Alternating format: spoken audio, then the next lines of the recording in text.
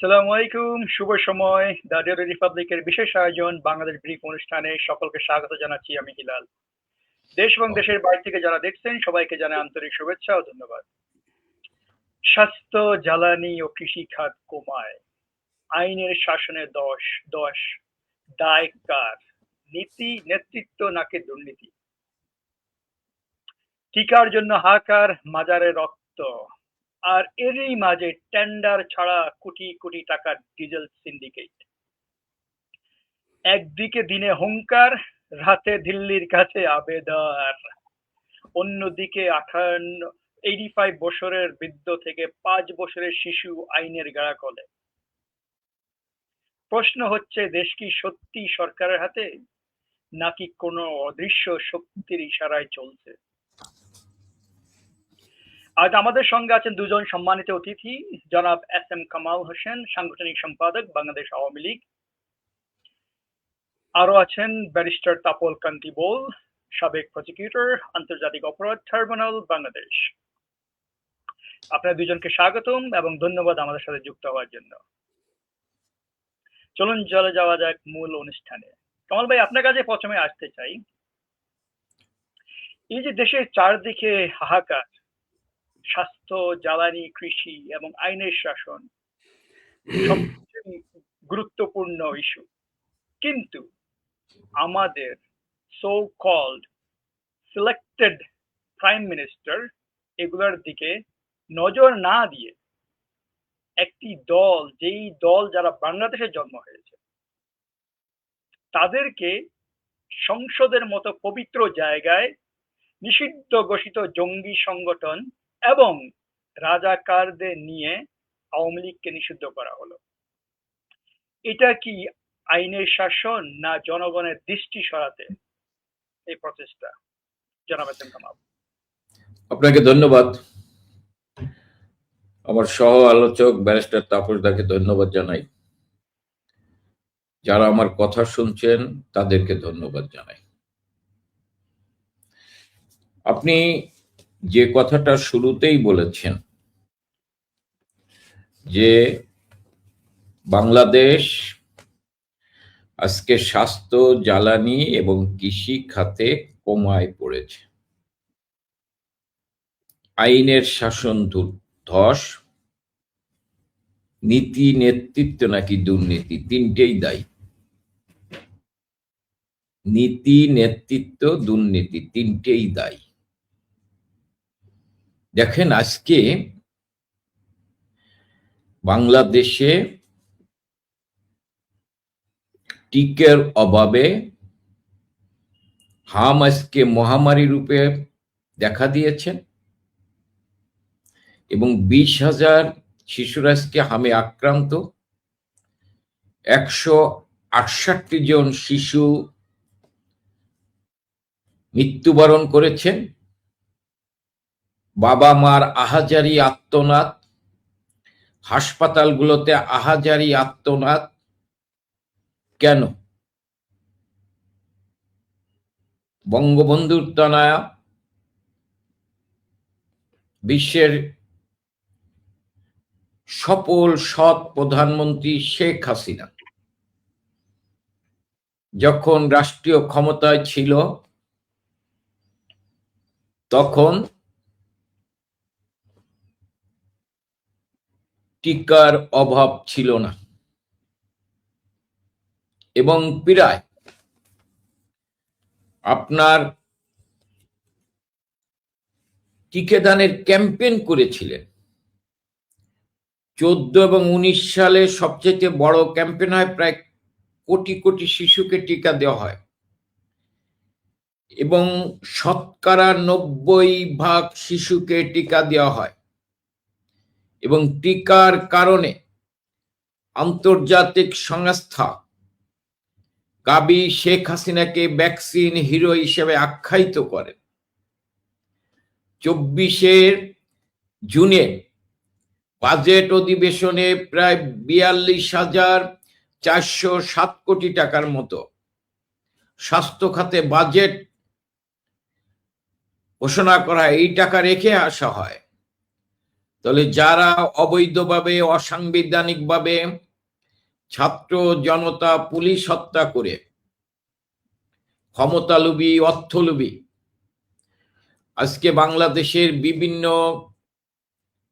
বিশ্লেষকরা বলছেন যে বিশ্বের সবচেয়ে নিকৃষ্ট মির্জাফর, বিশ্বের বড় বেহাইয়া,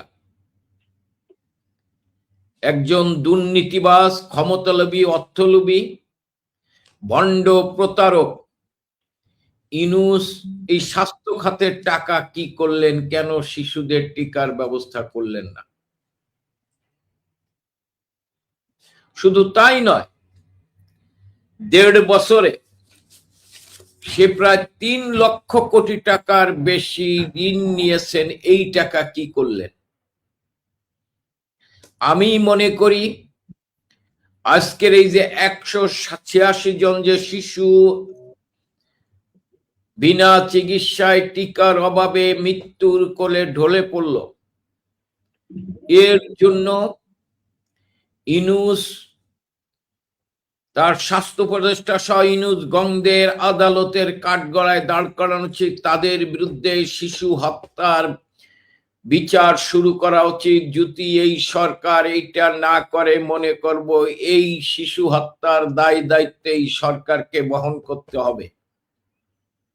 এবং তারা যদি এই হত্যাকাণ্ডের বিচার না করে, তাহলে এই হত্যাকাণ্ডের দায় দায়িত্ব তাদেরকে বহন করবে। জনগণ একদিন এই সরকারকেই এই শিশু হত্যাকারী হিসেবে আখ্যায়িত করবেন। আমি শুধু তাই বলতে চাই না, আজকের যিনি প্রধানমন্ত্রী তারেক রহমান সাহেব, তার যিনি মুখ্য সচিব সাত্তার সাহেব, তিনি একটি অনুষ্ঠানে বলেছিলেন ইউনূস সরকার ইউনূস ক্ষমতায় থাকা অবস্থায় 8 জন উপদেষ্টা সীমাহীন দুর্নীতি করছেন। তার তথ্য উপথ্য তার কাছে আছে, দুদক চেলে সে তাদেরকে দিতে পারবে। আমি মনে করি যে আজকের যিনি মুখ্য সচিব, মাননীয় প্রধানমন্ত্রীর মুখ্য সচিব, তিনি যখন এই কথা বলেছিলেন, আজকে আমি মনে করি ইউনূসের সেই উপদেষ্টাদের দুর্নীতি, সীমাহীন দুর্নীতি করছেন, তার বিচার করা উচিত। কারণ দুর্নীতি করে এই টাকা তারা নিয়েছেন, যার ফলে স্বাস্থ্য খাতে আজকে ধস নেমেছেন। শুধু তাই নয়, কৃষি ক্ষেত্রে ধস নেমেছেন। কৃষি বান্ধব প্রধানমন্ত্রী শেখ হাসিনা প্রতি বছর 15 থেকে 17 হাজার কোটি টাকা কৃষি খাতে ভর্তুকি দিতেন। কৃষকদের 10 টাকার দিয়ে ব্যাংক অ্যাকাউন্ট খুলে তার মাধ্যমে কৃষকদের ঋণ দিতেন, সেচ, কীটনাশক ঔষধের জন্য, সার, স্বল্প মূল্যে সার দিতেন। আজকে কৃষকরা হাহাকার করছেন। আজকে দেখেন জ্বালানি তেল, আমরা বলতে পারেন ইরান ইসরায়েল যুক্তরাষ্ট্রের যুদ্ধের কারণে আজকে জ্বালানি তেলের দাম বৃদ্ধি পেয়েছে। এটা তো আগের থেকেই তাদেরকে এই ব্যাপারে ব্যবস্থা নেওয়া উচিত ছিল। দেখেন করোনা মহামারী দেখা গিয়েছিল, অনেকেই বলেছিলেন যে 1 কোটির উপরে লোক মারা যাবে, কিন্তু শেখ হাসিনার দূরদর্শী নেতৃত্ব, তার সততা, তার দেশপ্রেম,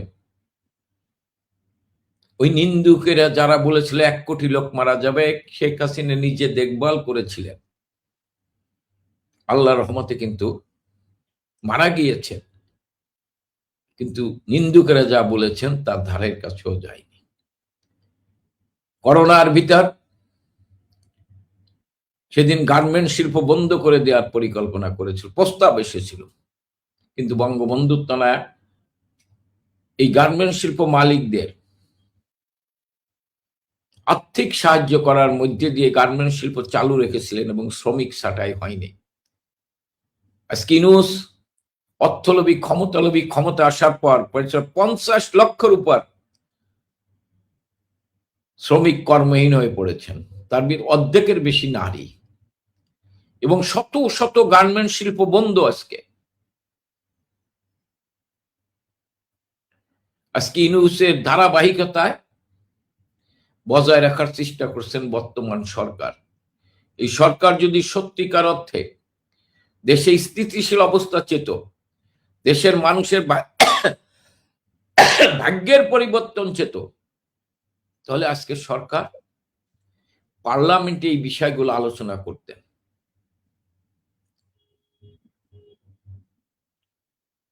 বঙ্গবন্ধুর তনয়াকে সেদিন আপনার জাতিসংঘের মহাসচিব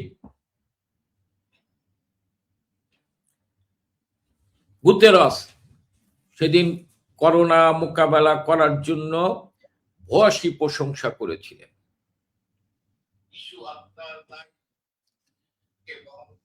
ভূয়সী প্রশংসা করেছিলেন। কিন্তু এই সরকার আজকে জ্বালানি তেল নাই, আজকে সার নাই, সেচের ব্যবস্থা নাই, আজকে বিনা চিকিৎসায় শিশুরা মারা যাচ্ছে, আইন শৃঙ্খলা ধ্বংস। ইউনূসের এই ব্যর্থতা ইউনূসদের দেশকে ধ্বংসের দ্বার প্রান্তে নিয়ে গিয়েছেন। ইউনূস তার নিজের ভাগ্যের পরিবর্তন করছেন, ব্যবসা প্রতিষ্ঠানকে আরো বড় করেছেন। আজকে সেই বিষয়ে আলোচনা না করে, মানুষ কিভাবে ভালো থাকবে এই বিষয়ে আলোচনা না করে, আজকের পার্লামেন্টে যে দল মানে বাংলাদেশ, বাংলাদেশ আওয়ামী লীগ মানে বাংলাদেশ, বাংলাদেশের স্বাধীনতা, সেই দলকে ইউনূস যে অবৈধ অধ্যাদেশ দিয়েছিলেন, অবৈধভাবে ক্ষমতা দখল করে অবৈধ অধ্যাদেশ দিয়েছিলেন, সেই দলের কার্যক্রম নিষিদ্ধ করলেন, সেই অধ্যাদেশকে আইনে রূপান্তরিত করলেন। আমি মনে করি যে এই সরকার ইউনূসের ধারাবাহিকতা রক্ষা করছেন, ইউনূসের এজেন্ডা বাস্তবায়ন করছেন। আমরা প্রত্যাশা করি তারা ইউনূসের এজেন্ডা বাস্তবায়ন না করে তারা দেশের মানুষের কথা বলবেন, দেশের মানুষের কথা ভাববেন। যদিও যে জামাত বিএনপি ভাগাভাগি করে ক্ষমতা আছেন, তাদের অতীত ইতিহাস বলে না যে তারা দেশের কথা ভাবে। কারণ 96-91 সালে বিএনপি ক্ষমতা আসার পর 95 সালে সারের দাবিতে কৃষকরা মিছিল করেছিল। সেদিনও সার কালোবাজারে বিক্রি হয়েছিল, সাধারণ কৃষকরা সার পায়নি। সেদিন জামালপুর, গাইবান্ধা, বগুড়াতে প্রায় 18 জন কৃষককে গুলি করে হত্যা করা হয়েছে। আমরা 2006 সালে আপনার চাঁপাইনবাবগঞ্জের কনসার্টে এই কৃষকরাই খেতে পানি দেওয়ার জন্য, সেচের ব্যবস্থার জন্য বিদ্যুৎ চেয়েছিল। সেদিনও ওই কৃষকদের বিদ্যুৎ না বুলেট উপহার দিয়েছিল এবং 22 জন কৃষককে গুলি করে হত্যা করেছিল। আমি মনে করি তারা অতীত থেকে শিক্ষা নিয়ে প্রতিহিংসার রাজনীতি না করে দেশের মানুষকে ভালো রাখার জন্য তারা কথা বলুক। আমরা চাই দেশের মানুষ যাতে ভালো থাকে, নিরাপদে থাকে। কিন্তু তারা যদি ইউনূসের ধারাবাহিকতা রক্ষা করতে চায়, তাহলে জনগণ অতীতে যেভাবে সকলকে বিদায় দিয়েছেন, যারা জনগণের বিরুদ্ধে যুদ্ধ ঘোষণা করে জনগণ তাদেরকেই বিদায় দেয়, এই সরকারেরও একদিন জনগণই একদিন ঘুরে দাঁড়াবে, জনগণই একদিন প্রতিরোধ গড়ে তুলবে। জি, ধন্যবাদ। জনাব কান্তি বল, আপনার কাছে আসতে চাই। Being a expert on legal matters, এই যে আইনের দৃষ্টিতে এই যে নিষেধাজ্ঞা দেওয়া হলো, যেই দল জনগণের অ্যাটলিস্ট 60 to 50, আমরা যে এখন যে আমাদের আওয়ামী লীগের সমর্থন আছে, যদি সেটার দিকে তাকায়, তাহলে 50 to 60% বাংলার জনগণ আওয়ামী লীগকে সমর্থন করে। এই একটা বিশাল জনগোষ্ঠী যে দলকে সমর্থন করে সেই দলকে এইভাবে সংসদের মধ্যে এভাবে নিষেধাজ্ঞা দেওয়া কতটুকু আইনি সঙ্গত, এবং যেই সংসদ সংসদ যে আছে সেটা কতটুকু লিগেলাইজ, সেটা আপনি একটু যদি এক্সপ্লেন করতেন আমাদেরকে। ধন্যবাদ। প্রথমেই আমি ধন্যবাদ জানাচ্ছি যে আমার সহবক্তা কামাল ভাইকে এত সুন্দরভাবে বাংলাদেশের যে প্রেক্ষাপট, রাজনৈতিক প্রেক্ষাপটে এই স্বাস্থ্য, জ্বালানি, কৃষিখাতটাকে তিনি ব্যাখ্যা করেছেন। আমি প্রথমে আপনি যে প্রশ্নটা করেছেন সেই প্রশ্নটার একটু সংক্ষিপ্ত উত্তর দেই যে বাংলাদেশের শুধু না, বিশ্বের কারোরই যেভাবে বাংলাদেশ আওয়ামী লীগকে নিষিদ্ধ করা হয়েছে সেইভাবে বাংলাদেশ আওয়ামী লীগ কেন, কোনো রাজনৈতিক দলকে নিষিদ্ধ করার কোনো অধিকার কারণ নাই। এর প্রধান কারণটা হচ্ছে একটা, প্রথম কথা হচ্ছে বাংলাদেশের সংবিধানের যে তৃতীয় ভাগ মৌলিক অধিকার অংশে পরিষ্কারভাবে বলা রয়েছে যে বাংলাদেশের মানুষের পলিটিক্যাল ফ্রিডম থাকবে, তারা তাদের নিজেদের ইচ্ছা মতন রাজনীতি করতে পারবে এবং রাজনৈতিক দল তারা চয়েস করতে পারবে। এর মধ্যে কোনো ধরনের কোনো freedom of assembly and association, এই আর্টিকেলটা পড়বেন, বাধা দেওয়া যাবে না আনলেস সেই জায়গাটাতে জনস্বাস্থ্য অথবা দেশের যে নিরাপত্তা, সার্বভৌমত্বের যদি কোনো ধরনের কোনো ব্যত্যয় না ঘটে, তাহলে আসলে এই ভাবে করা যাবে না। আবার আপনি যদি একটা রাজনৈতিক দলের বিরুদ্ধে যদি ব্যবস্থা নিতেও চান, আপনার তো বাংলাদেশের সংবিধান আছে, সংবিধানে আইনের শাসনের কথা পরিষ্কারভাবে বলা রয়েছে। সেই জায়গাটাতে আপনি এই নির্বাহী একটা আদেশের মাধ্যমে শুধুমাত্র পার্লামেন্টে, ইভেন আপনি খেয়াল করবেন যে পার্লামেন্টে এই বিষয়ে কোনো ডিবেট হয় নাই, ঠিক আছে?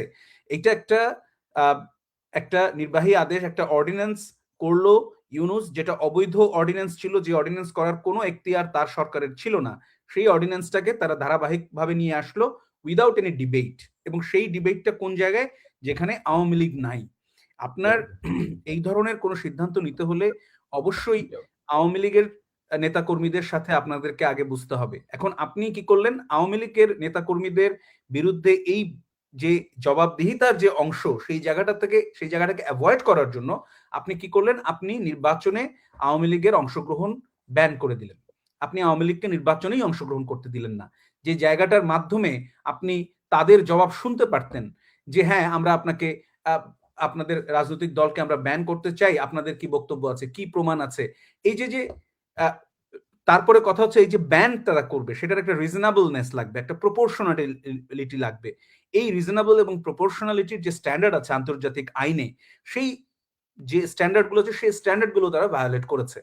এবং শুধু যে নিষিদ্ধ করেছে তা না, কিন্তু বাংলাদেশ আওয়ামী লীগের যত নেতা কর্মী রয়েছে তাদের প্রায়, এখন আপনি হিসাব করে দেখবেন যে 30 to 40% নেতা কর্মীর বিরুদ্ধে কিন্তু বাংলাদেশে মামলা রয়েছে।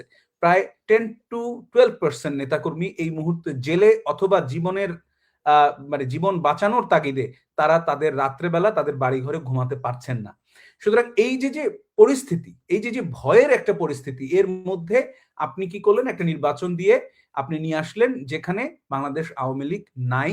আপনি বলছেন বটে যে 50 to 60%, কিন্তু আমার ব্যক্তিগত হিসাবে বাংলাদেশে যদি এবারে নির্বাচনটা হতো তাহলে আপনি দেখতেন প্রায় যে 70% ভোট কাস্ট হচ্ছে আওয়ামী লীগের পক্ষে।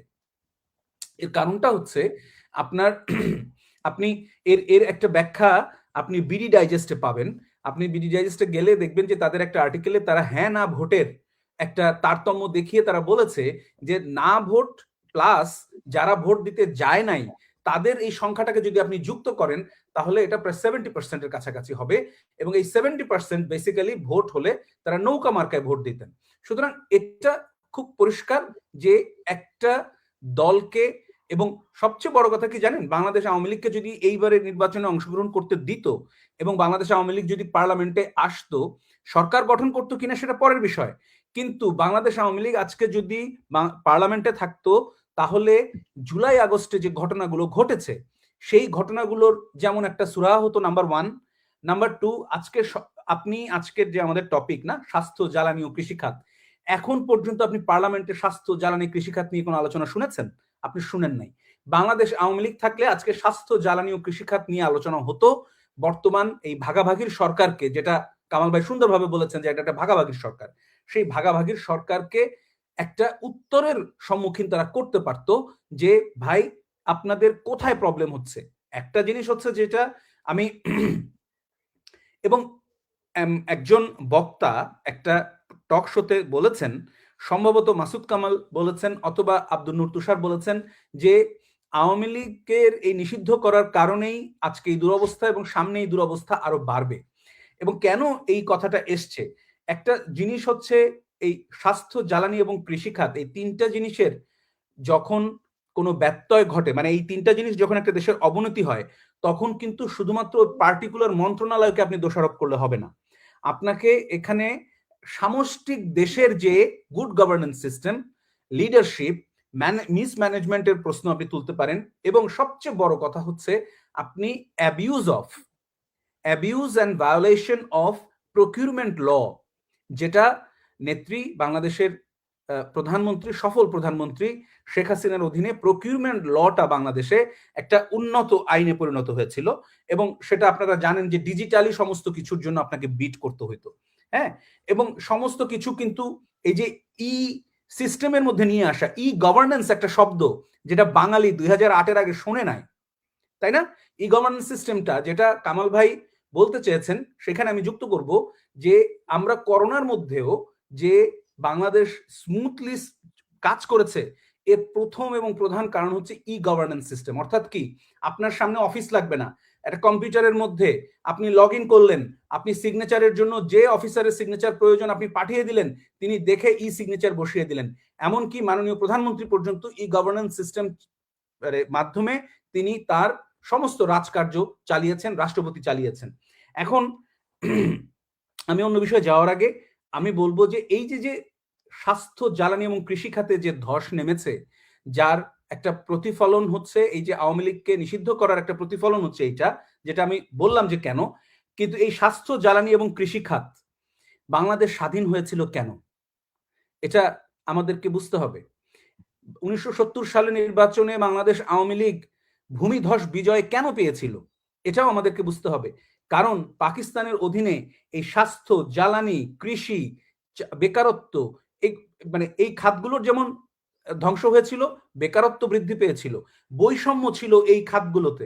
আজকে আবার সেই দুর্দশা, 70 সালের সেই দুর্দশা আবার ফেরত এসেছে। এখন এই এবং এটা যে আমি বললাম যে বাংলাদেশ স্বাধীন হওয়ার পিছনে স্বাস্থ্য, জ্বালানি এবং কৃষি খাতের একটা গুরুত্বপূর্ণ ভূমিকা আছে, সেটা আপনি কিভাবে বুঝবেন? আপনি প্রথমত বাংলাদেশের সংবিধানের আপনাকে প্রস্তাবনাটা পড়তে হবে। সেখানে সমাজতান্ত্রিক যে শাসন ব্যবস্থার কথা বলা হয়েছে বা একটা অর্থনীতির কথা বলা হয়েছে সমাজতান্ত্রিক, সেই জায়গায় এই স্বাস্থ্য, জ্বালানি, কৃষি খাতকে প্রাধান্য দেওয়া হয়েছে। এবং এর মধ্যে স্বাস্থ্য এবং কৃষি খাতের কথা খুবই স্পষ্টভাবে আপনার সংবিধানের দ্বিতীয় অংশের আর্টিকেল 14, যেখানে কৃষক এবং শ্রমিকের মুক্তির কথা বলা হয়েছে, আর্টিকেল 15 যেখানে মৌলিক প্রয়োজন অর্থাৎ এই যে খাদ্য, বস্ত্র, বাসস্থান, চিকিৎসা, এগুলোর কথা বলা হয়েছে, আর্টিকেল 16-এ বলা হয়েছে গ্রামীণ উন্নয়ন ও কৃষি বিপ্লব, আর্টিকেল 18 বলা হয়েছে জনস্বাস্থ্য ও নৈতিকতার কথা। এই যে ফোকাস, এখন অনেকে বলবে কি, আপনাকে বলবে যে এই আর্টিকেল, এই চ্যাপ্টার 2 এটা কোর্টে গিয়ে অ্যাপ্লাই করা যায় না। এটা কিন্তু ভুল। মহিউদ্দিন ফারুক বনাম বাংলাদেশ যে মামলাটা হয়েছিল 98 সালে, সেই 98 সালের মামলার আপিল বিভাগের রায়ে পরিষ্কার বলা হয়েছে যে আমাদের আর্টিকেল 32-তে যে জীবনের অধিকারের অংশ আছে, তার সংজ্ঞায় দিতে গিয়ে আপনার এই যে স্বাস্থ্যর কথা বলা আছে, কৃষি খাতের কথা বলা আছে, এগুলো আপনাকে মানতে হবে। এবং এগুলো রক্ষা করার জন্য, এগুলো ছাড়া তো মানুষ বাঁচতে পারবে না, এগুলো রক্ষা করার জন্য আপনাকে জ্বালানি খাতকেও জীবনের অধিকারের মধ্যে নিয়ে আসতে হবে। এখন আমাদের 72 সালের যে সংবিধান, যেটা আমাদের জাতির পিতা বঙ্গবন্ধু শেখ মুজিবের নেতৃত্বে আমাদের যে পরিষদ গঠিত হয়েছিল তারা দিয়ে গেছেন আমাদেরকে, আমরা সেখান থেকে এই জিনিসগুলোকে প্রাধান্য দেওয়া হয়েছে। যদি এই চ্যাপ্টার 2-কে আপনি ইমপ্লিমেন্ট করতে না পারেন, তাহলে সংবিধানের বাকি অধ্যায়গুলো আসলে থাকার কোনো প্রয়োজন নাই। আপনাকে চ্যাপ্টার 2-কে ইমপ্লিমেন্ট করতে হবে আগে, তাহলেই না প্রেসিডেন্টের ওই ধারা উপধারা পড়তে পারবেন, প্রধানমন্ত্রীর ধারা উপধারা পড়তে পারবেন, প্রধান বিচারপতির ধারা উপধারা পড়তে পারবেন। দেশের মানুষই যদি না থাকে, স্বাস্থ্য, জ্বালানি, কৃষিখাত যদি রক্ষা না পায়, তাহলে আপনি এই সংবিধান দিয়ে বা এই ধরনের রাষ্ট্র ব্যবস্থা দিয়ে শুধু যে পার্লামেন্টে বড় বড় রাজনৈতিক কথা হবে, সেটা দিয়ে তো কোনো রাষ্ট্র চলতে পারে না।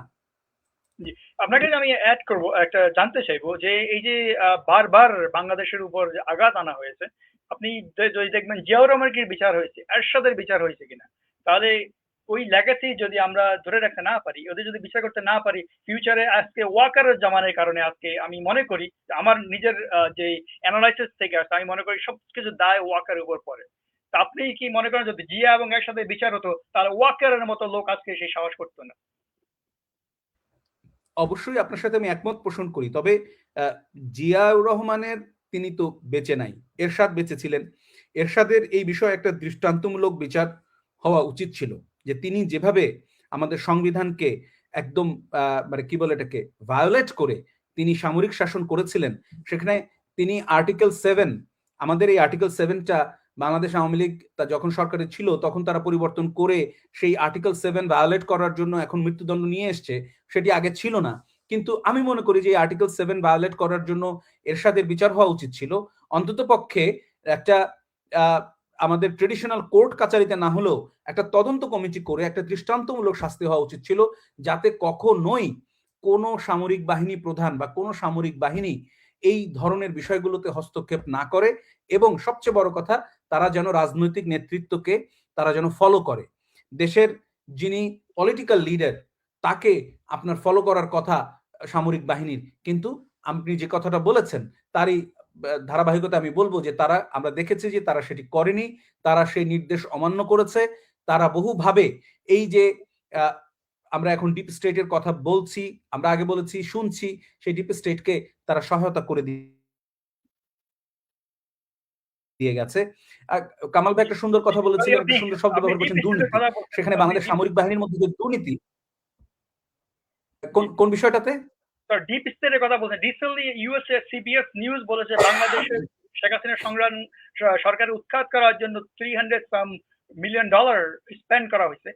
ডিপ স্টেট কিভাবে আমাদের সেনাবাহিনীর সাথে ডিসকানেক্ট, কানেকশন কিভাবে ডিসকানেক্ট করা যায়, ওই রকম ল করা যায় কিনা বাংলাদেশে ফিউচারে?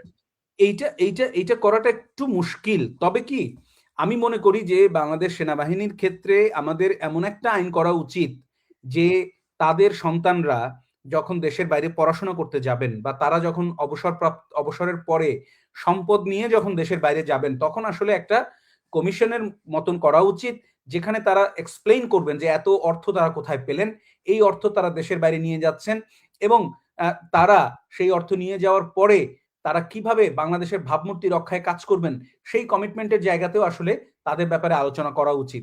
তবে আপনি একটা আইন করে দেখেন, আইন আপনি ইচ্ছা করলে করতে পারবেন। বাংলাদেশে ইতিমধ্যে যথেষ্ট পরিমাণ আইন আছে। একটা বিষয় হলো কি, আপনি আইন দিয়ে সব সমস্যার সমাধান করতে পারবেন না। একইভাবে যেমন আপনি টিকা আবিষ্কার করে সমস্ত রোগের চিকিৎসা বা সমস্ত রোগের ফিরে আসাকে আমরা আটকাতে পারবো না, কিন্তু সেটার জন্য ম্যানেজমেন্ট লাগবে, গুড গভর্নেন্স লাগবে, সেই জায়গাটাকে স্ট্রং করতে হবে, এবং সবচেয়ে বড় ব্যাপার হচ্ছে অ্যাকাউন্টেবিলিটির জায়গাটা থাকতে হবে, যেটা আমি আপনাকে বললাম যে বাংলাদেশের আমি একটা আর্টিকেল লিখেছিলাম ডেইলি স্টারে, লিহাই ল নামে আমেরিকাতে একটা আইন আছে, যে লয়ের মাধ্যমে যদি বাংলাদেশের শুধু না পৃথিবীর যে কোনো ব্যক্তির দুর্নীতির মাধ্যমে অর্জিত অর্থ যদি আমেরিকায় থাকে তাহলে সেগুলো তারা কনফিসকেট করতে পারবে। এই লিহাই লটা দিয়েই বেসিক্যালি বাংলাদেশ আর্মিকে তারা আটকে ফেলেছে। শুধু বাংলাদেশ আর্মি না, আমি মনে করি যে আরো যাদের অর্থ বাংলাদেশ আমেরিকাতে রয়েছে সেই সব জায়গাতে তারা এটাকে ব্যবহার করেছে আমেরিকা একটা অস্ত্র হিসেবে, যে তোমরা যদি আমাদের কথা না শোনো, ডিপ স্টেট বলেছে, তাহলে ডেফিনেটলি আমরা লিহাই ল ব্যবহার করে যেমন তোমাদের অর্থকে আমরা মানে কনফিসকেট করব, তোমাদের সন্তান সন্ততির ভিসা ক্যান্সেল করে তাদেরকে আমরা প্লেনে উঠিয়ে দেবো, তারা বাংলাদেশে চলে যাবে বা পৃথিবীর যে কোনো জায়গায় চলে যাবে। সো এই সব আর্মি অফিসাররা যখন দেখেছে যে তাদের এই দুর্নীতির অর্থ তারা দেশের বাইরে এত কষ্ট করে নিয়ে গেছে বিভিন্ন ফন্দি ফিকির করে, সেগুলো একটা কনফিসকেট হয়ে যাবে, সন্তান সন্ততিকে দেশে ফেরত পাঠিয়ে দেবে, সেই অবস্থায় তাদের পক্ষে আসলে আমার মনে হয় যে তাদের পক্ষে আর কোনো উপায় ছিল না এই বাংলাদেশের সাধারণ মানুষের সাথে বিট্রে করা ছাড়া। হ্যাঁ, তো সেই জায়গাটাতে আমি মনে করি, আমি আমি আমি আমি সবসময় মনে করব বা বলবো যে গুড গভর্নেন্স এবং ম্যানেজমেন্ট এবং একটা জবাবদিহিতার জায়গা ভেরি ইম্পর্ট্যান্ট এই সামরিক বাহিনীর, বিশেষ করে যারা লিডারশিপ পজিশনে আছেন তাদের ক্ষেত্রে এই ব্যাখ্যা বিশ্লেষণগুলো কিন্তু করা আমাদের খুবই প্রয়োজন। জি, তো উইকনেস থাকা প্রয়োজন হবে না, you should not have any weakness.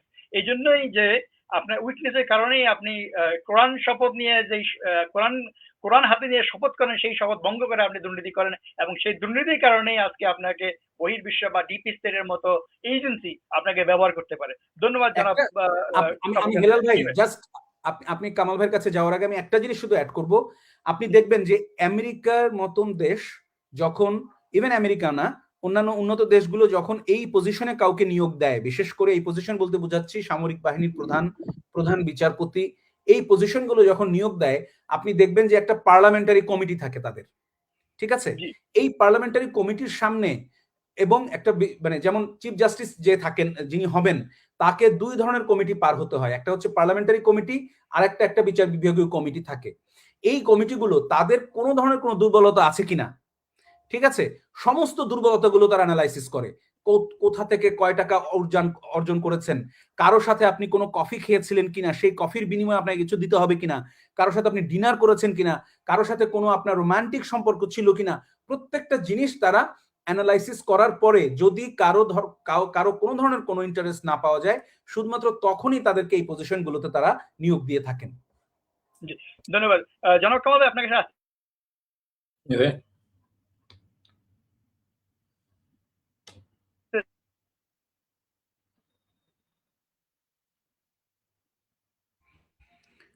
Kamal ভাই কি আমার কথা শুনতে পাচ্ছেন? হ্যাঁ, আপনার কথা শুনতে পাচ্ছি। তাহলে হেলাল ভাইয়ের কিছু একটা প্রবলেম হয়েছে। হেলালের কিছু একটা প্রবলেম আছে। আমার যে বক্তব্য দিলাম সেটার ব্যাপারেই আপনার কি মনে হয় আর কি? না, ঠিক আছে। কারণ এই যে দুর্নীতি, হ্যাঁ হেলাল ভাই বোধহয় নেটওয়ার্কে কোনো সমস্যা হচ্ছে।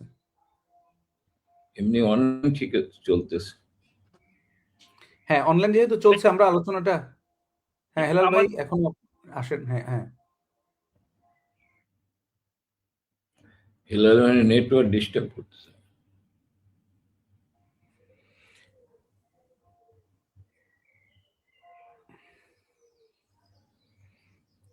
সুতরাং আমার মনে হয় যে হেলাল ভাই, কামাল ভাই, আমরা আলোচনাটা চালিয়ে যাই। আপনি যদি এর ধারাবাহিকতায় বলেন যে নেতৃত্বের, জি সরি, আমার ডিসকানেক্ট হয়েছে। আপনারা শুনতে পান আমাকে এখন?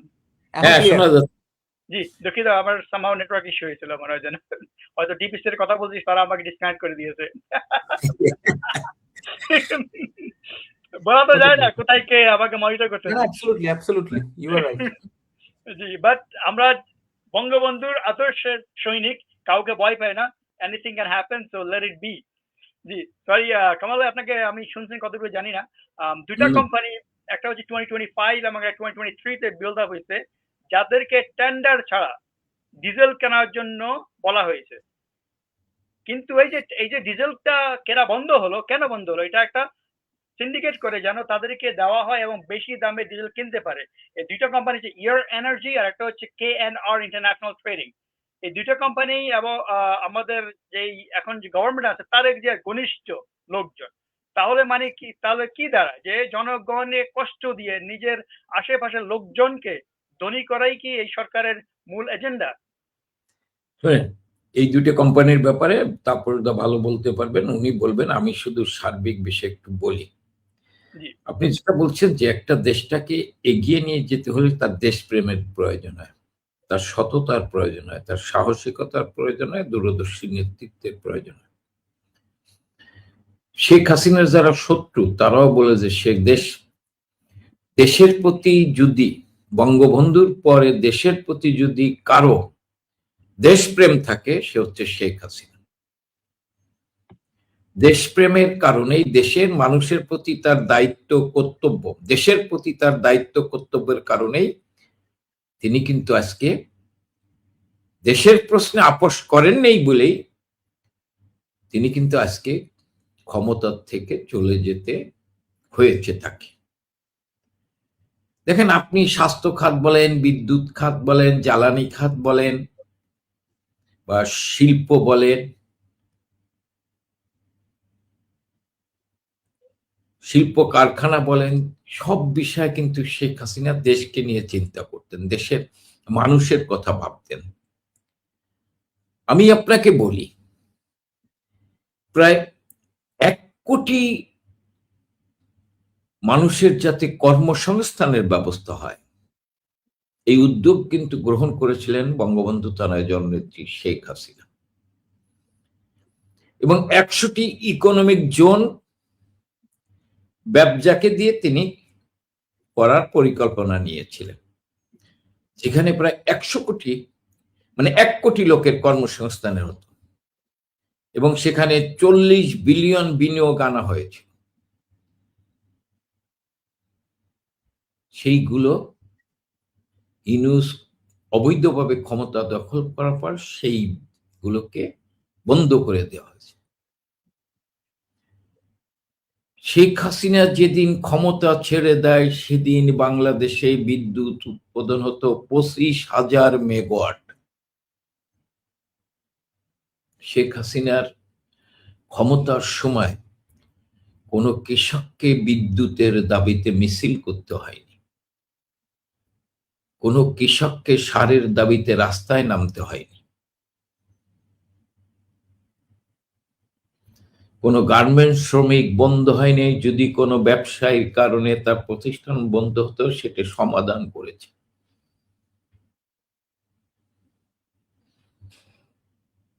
শেখ হাসিনা নাই, আজকে চারিদিকে হাহাকার।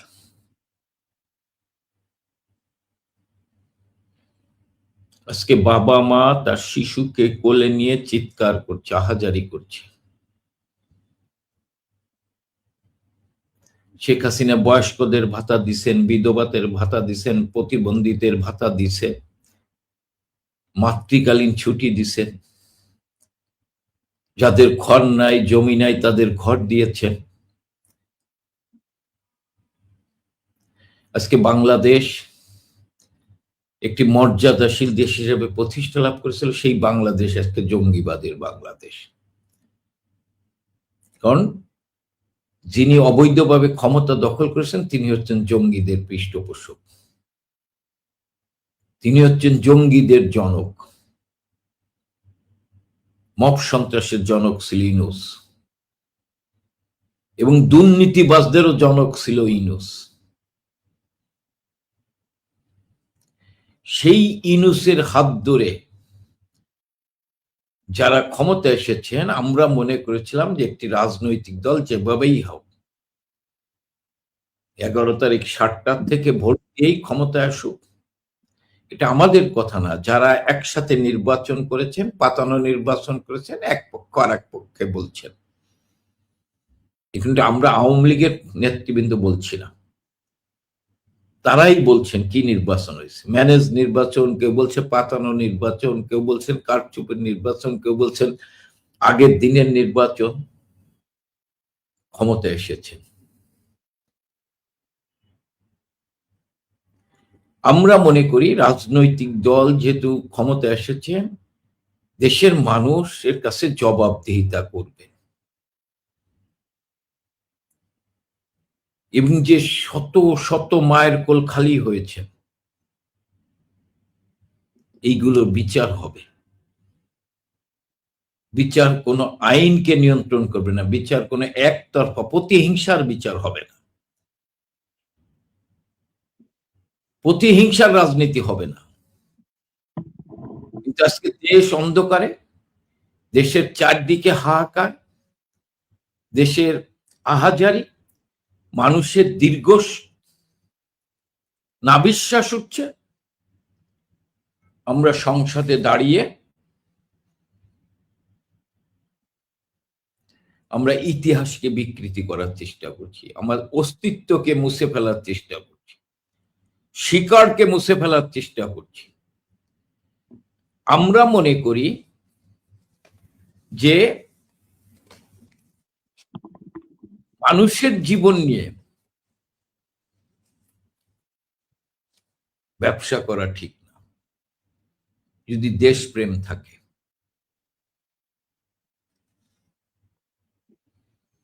যদি দেশের প্রতি দায়িত্ববোধ থাকে, দেশের মানুষের প্রতি দায়িত্ববোধ থাকে, তাহলে মানুষকে নিয়ে আপনার এই ব্যবসা করা ঠিক না। আজকে আমরা এই কারণে দাবি তুলেছি।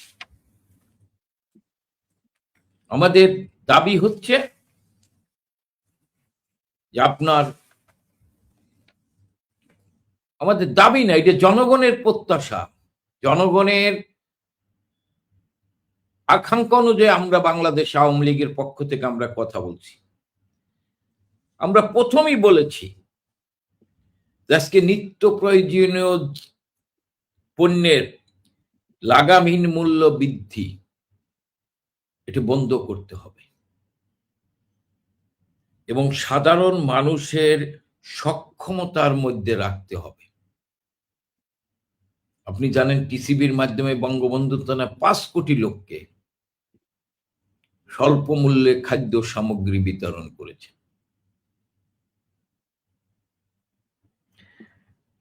আজকে জ্বালানি গ্যাস সংকট একটু দূর করতে হবে।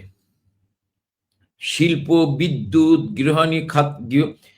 গৃহালি খাতে নিরবচ্ছিন্ন বিদ্যুৎ সরবরাহ করতে হবে। জ্বালানি ও গ্যাসের দাম কমাতে হবে, কারণ মানুষ আজকে ক্রয় ক্ষমতার বাইরে চলে গেছে। মানুষ, কামাল ভাই, আমি আপনাকে একটা কোশ্চেন তৃণমূল থেকে বারবার আসে।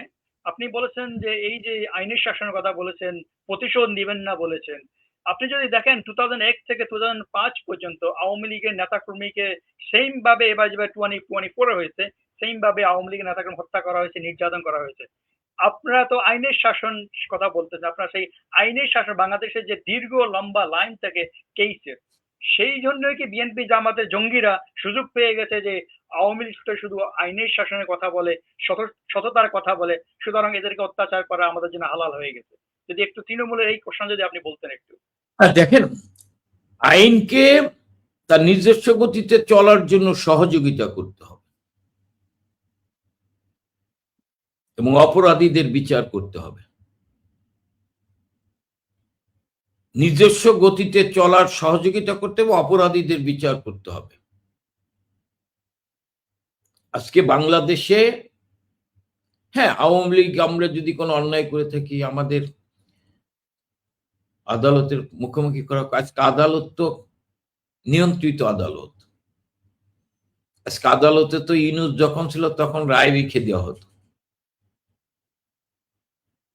এখনো তো আমার কাছে তাই মনে হচ্ছে যে কোনো পরিবর্তন হয়েছে কিনা। আদালতকে তো নিরপেক্ষ রাখতে হবে। আজকে যেটা বললেন তাপসদা,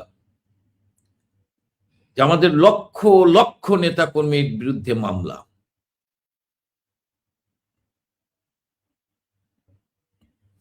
মিথ্যা মামলা দিয়ে আমাদের নেতা কর্মীদের হয়রানি করা হচ্ছে, কারো ধান কেটে নেওয়া হচ্ছে। আপনি কয়েকদিন আগে যুবলীগের আলাল নামে একটি ছেলে বগুড়াতে, তাকে পিটিয়ে হত্যা করা হয়েছে। তার 3টে নিষ্পাপ শিশু, তার স্ত্রী রাহাজারি। আপনি জেলখানায় আমাদের নেতাদের হত্যা করা হচ্ছে। আজকেও একজন করা হয়েছে। হ্যাঁ, জামালপুরে একজনকে হত্যা করা হয়েছে। কোথায় আইনের শাসন? জেলখানা আপনি আমাকে নিরাপত্তা দিতে পারছেন না। আমরা মনে করি যে এই সরকারের প্রতি আমাদের আহ্বান, আপনারা প্রতিহিংসার রাজনীতি করবেন না, বন্ধ করেন। আওয়ামী লীগকে কেউ নিশ্চিহ্ন করতে পারবে না ইনশাল্লাহ, কারণ আওয়ামী লীগ এই দেশের মাটি মানুষের দল। বঙ্গবন্ধুকে কিন্তু মুছে ফেলতে পারেনি, 21 বছর মুছে ফেলতে পারেনি। 2004 সালের 14 এপ্রিল আপনাদের অনেকের মনে থাকার কথা, সেদিন বিবিসির ভাষ্যকার সারা বিশ্বের বাংলা ভাষাভাষী লোকদের মধ্যে জরিপ করেছিল কে সর্বকালের সর্বশ্রেষ্ঠ বাঙালি। সেদিন 7ই মার্চ নিষিদ্ধ ছিল, 17 এপ্রিল নিষিদ্ধ ছিল, জয় বাংলা নিষিদ্ধ ছিল, কিন্তু সেদিনও বাঙালি তার মতামত দিয়েছিল সর্বকালের সর্বশ্রেষ্ঠ বাঙালি হচ্ছেন বঙ্গবন্ধু শেখ মুজিবুর রহমান। সেদিনও বিএনপি জামাত ক্ষমতায় ছিল, বঙ্গবন্ধুকে মুছে ফেলতে পারেনি।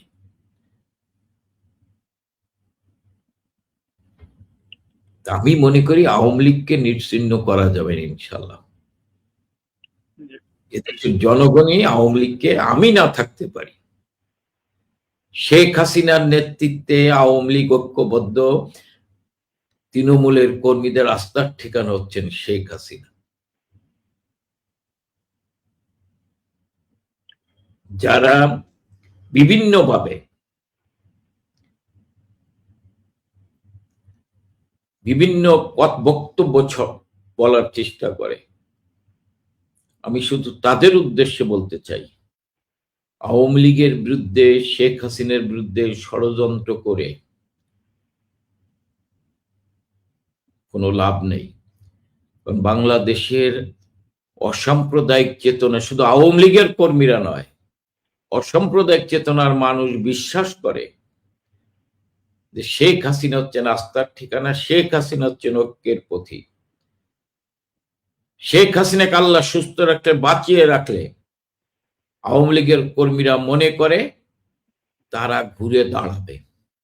এখানে এস.এম. কামাল কোনো বিষয় না,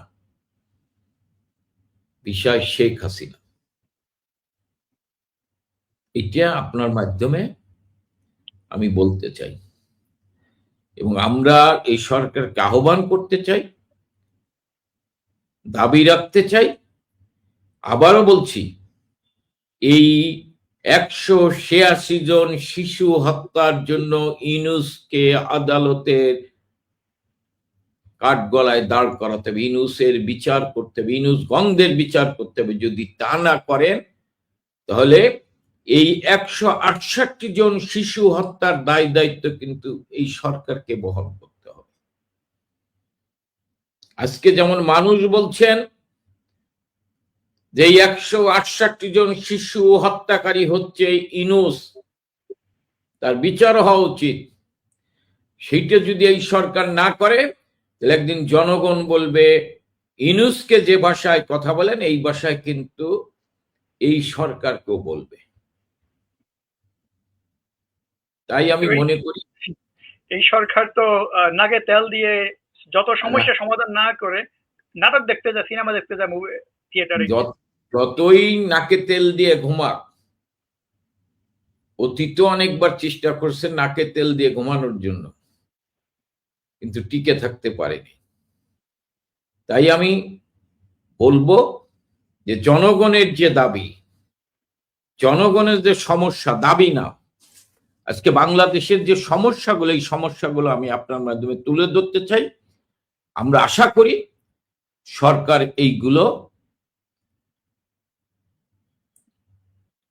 এইগুলো বাস্তবায়ন করার চেষ্টা করবে।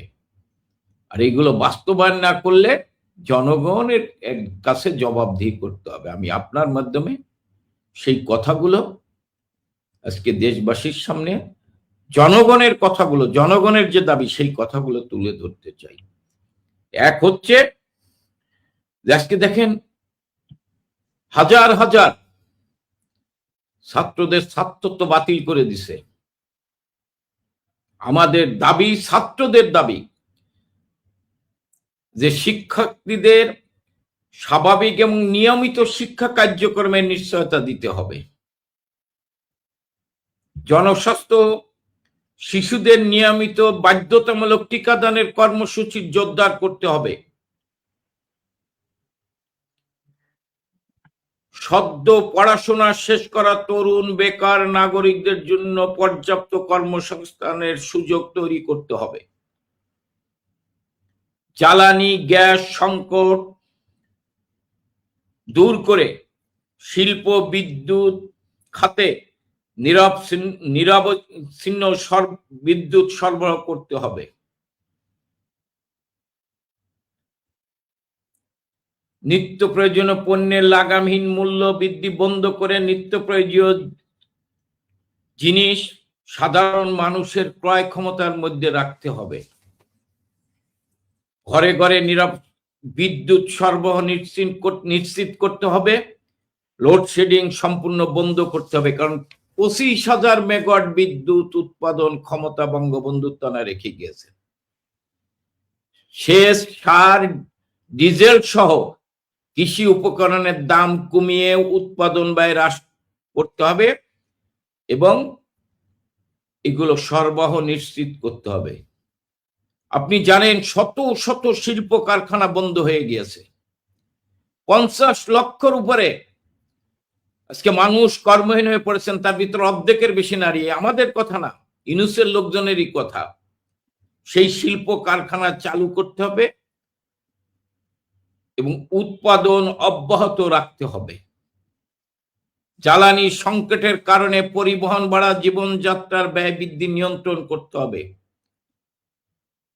বঙ্গবন্ধুর কন্যা, বাঙালির অনুভূতি, শক্তি, সাহস, প্রেরণা, যিনি সততা, সাহসিকতা, দেশপ্রেম নিয়ে দেশটাকে এগিয়ে নিয়েছেন, যিনি শিশুদের জীবন বাঁচানোর জন্য টিকাদান অব্যাহত রেখেছেন এবং 90% শিশুদের টিকাদান সম্পূর্ণ করেছিলেন, যাকে ভ্যাকসিন হিরো হিসেবে আখ্যায়িত করেছিলেন, সেই শেখ হাসিনার বিরুদ্ধে মিথ্যা ষড়যন্ত্র মামলাদের যে রায় দেওয়া হয়েছে সেই রায় বাতিল করতে হবে এবং এই আইসিটি আদালত আপনার বাতিল করতে হবে। বঙ্গবন্ধুর এবং সকল রাজবন্দীদের মুক্তি দিতে হবে এবং যাদের নামে মিথ্যা মামলা দেওয়া হয়েছে সেই মামলা প্রত্যাহার করতে হবে। আওয়ামী লীগের উপর কার্যক্রমের উপর যে অবৈধ, অসাংবিধানিক নিষেধাজ্ঞা দেওয়া হয়েছে সেইটা প্রত্যাহার করতে হবে। জনগণের অধিকার প্রতিষ্ঠা করতে হবে। এটি হচ্ছে আমাদের কথা, জনগণের দাবি। এই দাবিগুলো আমি আবার আপনার কাছে আবার আসবো, আমার কাছে সময় শেষ হয়ে যাচ্ছে। আমি জাস্ট ব্যারিস্টার তাফল কান্দি বলে কাছে দুইটা কোশ্চেন আমার একসাথে আপনাকে করতে চাই আমি। একটা হচ্ছে আপনি ই গভর্নেন্সের কথা বলেছেন, এই যে ই গভর্নেন্সের মাধ্যমে যে টেন্ডার হতো, কিন্তু এই টেন্ডারবিহীন দুটা কোম্পানি, নিউলি বর্ন কোম্পানিকে দেওয়া হলো টেন্ডার। এটা কি নিজের কাছের লোকজনদেরকে জন্য আলাদা নিয়ম করেছে এই সরকার? আরেকটা কথা হলো, ইলিয়াস আলী নামে এক সন্ত্রাসী ছিল, উনি হয়তো মিসিং আছে অনেকদিন থেকে। তার ওয়াইফ এখন বাংলাদেশ সংসদ সদস্য। সেই ওয়াইফ কিন্তু ইলিয়াস আলী মিসিং এর বিচার চায় না বা মিসিং খোঁজার জন্য সরকার আহ্বান জানায় না, কিন্তু হাদি নামে জঙ্গির বিচার, হত্যার বিচার চায় কেন? যদি আপনি এক্সপ্লেইন করতেন। প্রথম কথাটা যেটা বলেছেন, টেন্ডারবিহীন রাজনীতির ক্ষেত্রে একটা তো ইউনুস একটা এক্সাম্পল রেখে গেছে। সে মার্কিন যুক্তরাষ্ট্রের সাথে একটা অসাংবিধানিক, আউট অফ দ্য ওয়ার্ল্ড একটা চুক্তি স্বাক্ষর করে বাংলাদেশকে জ্বালানি খাত শুধু না, বাংলাদেশের সম্পূর্ণ বাণিজ্যিক খাতে আমাদেরকে আমেরিকার বা মার্কিন যুক্তরাষ্ট্রের একটা দাসে পরিণত করেছে। কারণ আপনাকে রাশিয়ার কাছ থেকে তেল কিনতে হলে বা অন্য যে কোনো সোর্স থেকে সস্তায় জ্বালানি কিনতে হলে আপনাকে কিন্তু এই মার্কিন যুক্তরাষ্ট্রের অনুমতি নিয়ে আপনাকে কিনতে হচ্ছে। যদিও সেই অনুমতি মার্কিন যুক্তরাষ্ট্র দেয় নাই এবং পরবর্তীতে যে মানে ভারত বিরোধী রাজনীতি দিয়ে বিএনপির জন্ম, সেই ভারতের কাছ থেকেই কিন্তু তাদেরকে তেল, গ্যাস সবকিছু ভারতের কাছ থেকে নিতে হচ্ছে। আর একটা জিনিস ইন্টারেস্টিং হচ্ছে, ইউনুসের মানে যে ডিপ স্টেট নিয়ে আমরা কথা বলছিলাম, সেই ডিপ স্টেটের প্রথম চিহ্ন কিন্তু ছিল যে জুলাই আগস্টের পরেই আপনি পিটার হাসের মানে নেতৃত্বে আপনি দেখবেন যে একটা জ্বালানি কোম্পানি চট্টগ্রামে তাদের অফিস খোলে এবং তাদের মাধ্যমে তরল যে গ্যাসটা, সেই গ্যাসটা বাংলাদেশে আসা শুরু করে। এবং তারপর থেকে আপনি দেখবেন সবচেয়ে বড় প্রবলেমটা হয়েছে সাপ্লাই চেইনে, এরপর থেকে আপনি দেখবেন যে সারা বাংলাদেশের বিভিন্ন জায়গায় আমাদের যে প্রাকৃতিক গ্যাস সরবরাহ লাইন ছিল সেই লাইনগুলোতে একটা বিঘ্ন সৃষ্টি করা হয়। এটাও নিশ্চয়ই বাংলাদেশ আওয়ামী লীগ সরকার যখন আবার ক্ষমতায় ফিরবে তারা নিশ্চয়ই বিষয়ে তদন্ত করে দেখবে যে এই সাপ্লাই চেনে এই মিসম্যানেজমেন্টটা কিভাবে করা হয়েছিল। সেটাও ইউনুসের একটা মেটিকুলাস ডিজাইন, এবং তার মাধ্যমে সারা বাংলাদেশের মানুষকে আপনার তরল গ্যাস এই পিটার হাসের কোম্পানি থেকে গ্যাস কিনতে বাধ্য করা হলো, এবং এরপরে তাদের দাম বাড়ানো হলো। সেই দাম বাড়ানোর প্রক্রিয়াটার মধ্যেই আমরা দেখলাম এই যেটা আপনি বলেছেন টেন্ডারবিহীন ভাবে দুটো কোম্পানিকে দেওয়া হয়েছে। এখানে পত্রপত্রিকাতে নিশ্চয়ই আসবে যে এই টেন্ডারবিহীন কোম্পানিগুলো নিয়োগের মাধ্যমে বাংলাদেশের যে জ্বালানি মানে বিপণন সংক্রান্ত যেসব আইন রয়েছে সেই আইনের মধ্যে নিশ্চয়ই তারা ইতিমধ্যে, যাতে এই সিদ্ধান্তগুলোকে আপনি কোনো আদালতে চ্যালেঞ্জ করতে পারবেন না। কিন্তু আমি মনে করি আমাদের বাংলাদেশের এক সাহসী আইনজীবীদের এগিয়ে এসে জনস্বার্থ মামলায় এই সিদ্ধান্তগুলোকে চ্যালেঞ্জ করা উচিত। এবং এই যে টেন্ডারবিহীন, এটা আপনি তো জানেন যে 2001 থেকে 2006 পর্যন্ত বিএনপি সরকারের সময় মিস্টার 10% নামে যিনি পরিচিত ছিলেন তিনি কিন্তু আজকে বাংলাদেশের প্রধানমন্ত্রী, তাই না? তো এই মিস্টার 10% তিনি টেন্ডারবিহীন ভাবে বিভিন্ন মানুষকে টেন্ডার দিয়ে বা রাষ্ট্রীয় কন্ট্রাক্ট দিয়ে দেবেন, এটাই তো খুবই স্বাভাবিক। আমরা যদি অন্য কিছু ভেবে থাকি তাহলে সেটা আমরা ভুল করেছিলাম, ঠিক আছে? আজকে এই যে টাইমস ম্যাগাজিনে নাকি 100 জন প্রভাবশালী লোকের মধ্যে তারেক রহমানের নাম এসছে। আমরা সবাই জানি এপিস্টিনের ডায়েরির মধ্যে নাম লেখা থাকলে এই 100 জনের ম্যাগাজিনের মধ্যে নাম আসে, কারণ এপিস্টিনের ডক্টর ইউনুসের নাম এপিস্টিনি প্রস্তাব করেছিল।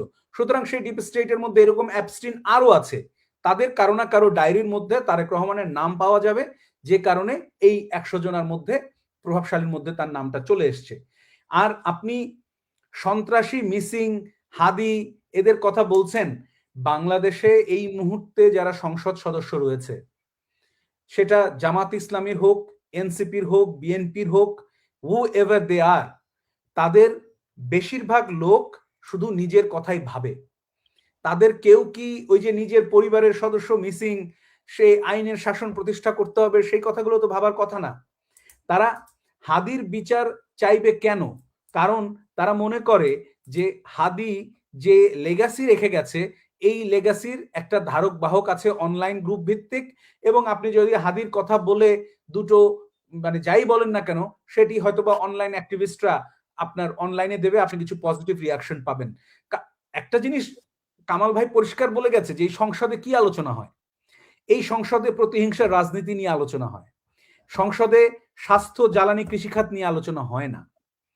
সুতরাং এই যেখানে কনস্ট্রাকটিভ কোনো আলোচনা হয় না, কারণ আপনি খুব ভালো করে জানেন যে পার্সেন্টেজের মাধ্যমে কিভাবে এই কন্ট্রাক্টগুলো বিভিন্ন লোক পেয়ে যাবে, ঠিক আছে? সেখানে আপনি এই হাদির স্তুতি করা ছাড়া আপনি তো আর কিছু আপনার করার নাই। আপনাকে তো জি হুজুর ছাড়া পার্সেন্টেজ করা কি করার আছে আপনার? আপনি কি পার্লামেন্টের দাঁড়াইয়া আপনি ইউনূস সরকারের বিরুদ্ধে কথা বলতে পারবেন? পারবেন না। ডিপ স্টেট সেখানে আছে। আপনি সেখানে দাঁড়াইয়া তারেক রহমানের কথা বলতে পারবেন? পারবেন না।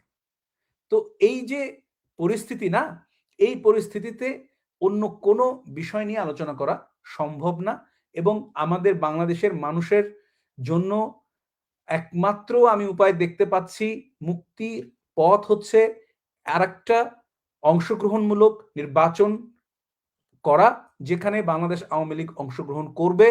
বাংলাদেশ আওয়ামী লীগ নির্বাচনে জিতবে কি জিতবে না সেটা বড় কথা না। বাংলাদেশ আওয়ামী লীগ বাংলাদেশের রাজনীতিতে থাকলে, পার্লামেন্টে থাকলেই বাংলাদেশের মানুষের অধিকার রক্ষা হবে। এটি হচ্ছে সবচেয়ে বড় কথা। আজকে বাংলাদেশ আওয়ামী লীগকে নিষিদ্ধ করার মাধ্যমে, তার নেতা কর্মীদেরকে জেলে রাখার মাধ্যমে, মেটিকুলাস ডিজাইনের মাধ্যমে তাদেরকে কারাগারে আপনি মেরে ফেলছেন, হত্যা করছেন। তার প্রত্যেকটা জিনিসের বিচার একদিন হবে, বা তার জন্য আপনাকে জবাবদিহি করতে হবে। আপনি দেখবেন, আমি আজকে দেখেছি, আমি নিশ্চয়ই কামাল ভাই হয়তো দেখেছেন যে আমি ইউটিউবে বাংলাদেশ আওয়ামী লীগের যে পেজ আছে সেখানে একটা খুব সুন্দর ঘোষণা দেখেছি যে যে সরকারি কর্মকর্তা আপনার অধিকার ক্ষুণ্ণ করছে, আপনি তার ছবি তুলে রাখুন, আপনি তার পরিচয় শেয়ার করুন, সেখানে একটা ইমেল অ্যাড্রেস দেয়া আছে। আপনার অনুষ্ঠানের মাধ্যমে দর্শকদের কাছেও আমি অনুরোধ করব যে যে যেখানে যে সরকারি কর্মকর্তা কর্মচারী আপনার অধিকার ক্ষুণ্ণ করছে তার প্রমাণ রাখুন, তার ঠিকানা রাখুন। এদেরকে আমরা বাংলাদেশে একদিন জবাবদিহিতার সম্মুখীন করব।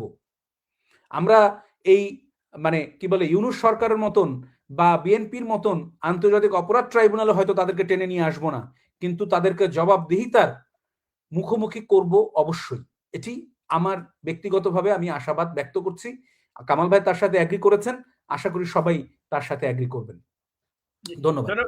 আমার কাছে আপনার জন্য অনেকগুলা কোশ্চেন আছে, আমি জানতে চাই, বাট আমাদের সময় শেষ, একেবারে শেষ হয়ে গেছে। কামাল ভাইয়ের কিছু উপস্থাপনা ছিল, আমি চাই কামাল ভাই আপনি 1 মিনিটের মধ্যে যদি আপনি আপনার ওই ঘোষণাগুলো শেষ করতে পারেন। না, ওই ঘোষণা তো দিয়ে দিছে মানে বিষয় না। আমি যেটা বলতেছি যে জি ভাইয়া। আমাদের, আমি মনে করি যে সারা বাংলাদেশে আওয়ামী লীগের তৃণমূল কর্মী সহ সাম্প্রদায়িক চেতনার মানুষের প্রতি আমাদের আহ্বান, অনুরোধ যে আপনারা ঐক্যবদ্ধ হবেন জননেত্রী শেখ হাসিনার নেতৃত্বে। শেখ হাসিনা আমাদের আস্থার ঠিকানা, শেখ হাসিনা আমাদের বিশ্বাস, শেখ হাসিনাই পারবে এই দেশটাকে আবার সঠিক ধারায় ফিরিয়ে আনতে। আমি সকলের কাছে বঙ্গবন্ধুর তানা শেখ হাসিনার জন্য দোয়া চাই এবং আওয়ামী লীগের নেতা কর্মীদের অনুরোধ করব, কোন ষড়যন্ত্রকারীদের ষড়যন্ত্রের পাতে পা রাখবেন না। শেখ হাসিনার প্রতি আস্থা রাখুন, শেখ হাসিনার প্রতি বিশ্বাস রাখুন। শেখ হাসিনার নেতৃত্বেই দলকে সুসংগঠিত করতে হবে, ঐক্যবদ্ধ হতে হবে। ইনশাল্লাহ আমরা সকল অপশক্তির বিরুদ্ধে লড়াই করে ঘুরে দাঁড়াতে পারবো। অতীতে যেমন করে দাঁড়িয়েছি, ভবিষ্যতে আমরা ঘুরে দাঁড়াতে পারবো। এটাই হচ্ছে আমার সকলের প্রতি আহ্বান। ধন্যবাদ, আপনার দুজনকে অনেক ধন্যবাদ আমাদের সাথে যুক্ত হওয়ার জন্য এবং আপনাদের মূল্যবান সময় দেওয়ার জন্য। দর্শক বিন্দু, আজকে আলোচনায় আমরা দেখলাম প্রশ্নগুলো অনেক কঠিন, কিন্তু উত্তরগুলো তার থেকে অনেক কঠিন, এবং উত্তর আমাদের জানা জরুরি, কারণ রাষ্ট্র তখনই শক্তিশালী হয় যখন জবাবদিহিতা মধ্যে আসে। সবাইকে ধন্যবাদ, ভালো থাকুন, সুস্থ থাকুন, এনজয় ইয়োর নাইট। আসসালামু আলাইকুম। ধন্যবাদ ভাই, জয় বাংলা।